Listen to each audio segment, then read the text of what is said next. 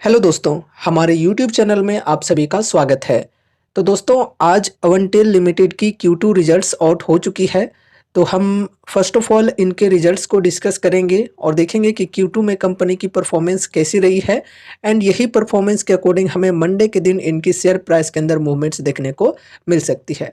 तो चलो first of all results को डिस्कस करते हैं एंड उसके बाद हम बाकी इनके fundamentals, profit growth, sales growth, technicals, इन सभी चीज़ों को भी डिस्कस करेंगे। तो देखो गाइज, यहाँ पर हम शॉर्ट में डिस्कस करेंगे एकदम।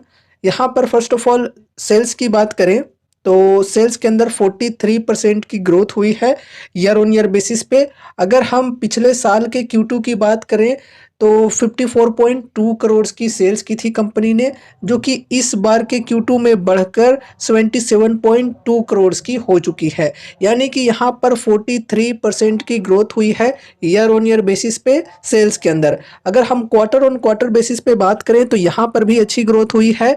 पिछले क्वार्टर में कंपनी की सेल्स हुई थी टोटल 51.6 करोड़ की, जो कि इस बार बढ़कर 77.2 करोड़ हो चुकी है। चलो बढ़िया है। एबिट को डिस्कस करते हैं। तो एबिट के अंदर ईयर ऑन ईयर बेसिस पे 38% की ग्रोथ हुई है। चलो बढ़िया है। अगर हम पिछले साल के Q2 की बात करें तो 25.5 करोड़ की थी, जो कि इस बार Q2 में बढ़कर 35.3 करोड़ हो चुकी है। चलो बढ़िया है। अगर हम क्वार्टर ऑन क्वार्टर बेसिस पे बात करें तो यहाँ पर और भी बेहतरीन ग्रोथ हुई है। 14.8 करोड़ थी पिछले क्वार्टर में, जो कि इस बार बढ़कर 35.3 करोड़ की हो चुकी है। बहुत ही बढ़िया। अब यहाँ पर नेट प्रॉफिट की बात करें तो नेट प्रॉफिट भी कंपनी की बढ़ी है 41% से। देखो, पिछले साल के Q2 में कंपनी ने नेट प्रॉफिट की थी 16.7 करोड़ की, जो कि इस बार बढ़कर 23.6 करोड़ पर आ चुकी है। चलो बढ़िया है। अगर यहाँ पर हम क्वार्टर ऑन क्वार्टर बेसिस पे बात करें तो बहुत ही बेहतरीन ग्रोथ हुई है क्वार्टर ऑन क्वार्टर बेसिस पे। 8.08 करोड़ से बढ़कर 23.6 करोड़ हो चुकी है नेट प्रॉफिट। बहुत ही बेहतरीन ग्रोथ है। एंड उसके बाद ईपीएस की बात करें तो ईपीएस के अंदर भी 41% की ग्रोथ हुई है। 0.97 की ईपीएस है फिलहाल, जो कि पिछले साल के Q2 में 0.69 रुपीज़ की थी। ठीक है। अब यहाँ पर क्वार्टर ऑन क्वार्टर बेसिस पे बात करें तो यहाँ पर भी बढ़िया ग्रोथ हुई है। 0.33 रुपये से बढ़कर 0.97 रुपये हो चुकी है। चलो बहुत ही बढ़िया है। रिजल्ट्स की ओवरऑल बात की जाए तो काफ़ी बेहतरीन रिजल्ट्स है कंपनी की Q2 की। उस हिसाब से हमें मंडे के दिन स्टॉक के अंदर बढ़िया तेजी देखने को मिल सकती है। ठीक है। एंड देखो गाइज, यहाँ पर एस्टिमेट्स की डेटा अवेलेबल नहीं है, इसलिए एस्टिमेट्स को डिस्कस नहीं कर रहे हैं। ओवरऑल रिजल्ट्स काफ़ी बेहतरीन है। अगर हम कंपनी के फंडामेंटल्स की बात करें तो फंडामेंटल्स भी काफ़ी बेहतरीन है गाइज। काफ़ी छोटी कंपनी है जो कि डिफेंस सेक्टर के अंदर काम करती है। अगर आपको डिफेंस सेक्टर के अंदर हाई रिस्क के साथ चलना है तो इस कंपनी के ऊपर आप अपनी स्टडी कर सकते हो। देखो दोस्तों, ये कोई कॉल टिप या रिकमेंडेशंस नहीं है, ये ध्यान में रखकर चलना। अगर आपको इंटरेस्ट लग रहा है तो इसके ऊपर अपनी स्टडी कर सकते हो एंड उसके बाद ही अगर आपको ठीक लगे तो ही कोई डिसीजंस लेना, या फिर अगर आपके फाइनेंशियल एडवाइजर्स हैं तो उनसे एक बार कंसल्ट जरूर से करना है। ठीक है। तो दोस्तों, first of all market cap की बात करें तो 4,339 करोड़ की मार्केट कैप है। काफ़ी छोटी कंपनी है। स्टॉक पी 70.3 की, इंडस्ट्री पी 64.5 की है। तो इंडस्ट्री पी के कंपैरिजन में स्टॉक पी की बात की जाए तो बहुत ही ज़्यादा नहीं है। एंड अगर हम इसे मीडियन पी से कंपेयर करके चलें तो 5 इयर्स की मीडियन पी है 20.8 की। तो मीडियन पी के मुकाबले में स्टॉक की जो पी है ये काफ़ी ज़्यादा है। एंड उसके बाद यहाँ पर पीजी रेशियो की बात करें तो 1.67 की है। अब यहाँ पर आरओसी की बात करें तो 47.5%, आरओई 39.2%। बहुत ही बढ़िया। Promoters holding 40.1%, pledge percentage 0। चलो ठीक है। करेंट प्राइस 178 और 52 वीक हाई 224, 52 वीक लो 86 की है। बुक वैल्यू 8.45 रुपए की। डेप्ट है 17.3 करोड़ की और डेप्ट इक्विटी 0.08 की है। डेप्ट इक्विटी रेशियो जो है ये काफ़ी बेहतरीन है और डेप्ट कंपनी के अंदर ज़्यादा नहीं है। डेप्ट के मुकाबले में फ्री कैश की बात करें तो फ्री कैश कंपनी के अंदर बढ़िया है 39.5 करोड़ की। ठीक है। तो कंपनी जब चाहे तब अपने फ्री कैश के माध्यम से अपने डेब्ट से छुटकारा पा सकती है। ठीक है। डिविडेंड यील्ड 0.11%, फेस वैल्यू 2 रुपए की, ईपीएस है 2.54 रुपए की। ओवरऑल फंडामेंटल्स की बात की जाए तो बढ़िया है, ठीक है।